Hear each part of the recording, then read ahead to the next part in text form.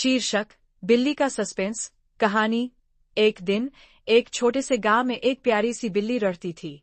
बिल्ली बहुत चंचल थी और हमेशा कुछ नया तलाश करती रहती थी। एक दिन बिल्ली अपनी पसंदीदा जगह पर लेटी हुई थी, तभी उसकी कानों में एक अजीब आवाज आई। एक पक्षी अपना अंडा छोड़कर उड़ गया था। बिल्ली ने सोचा, अगर मैं ये अंडा खा लूंगी तो क्या मैं बड़ी हो जाऊंगी। बिल्ली उस अंडे के बारे में सोचते हुए काफी समय बिता रही थी।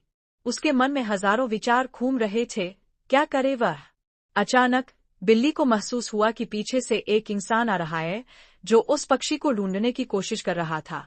बिल्ली, जो अंडा लिए बैठी थी, समझ गई कि अगर वह यह अंडा खा लेगी तो पक्षी को बहुत दुख होगा।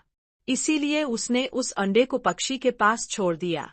पक्षी वापस आया और अपना अंडा लेकर उड़ गया। अंत में बिल्ली शांत होकर बैठी रही और सोचा, अतिथियों की मदद करना सच में अच्छा होता है।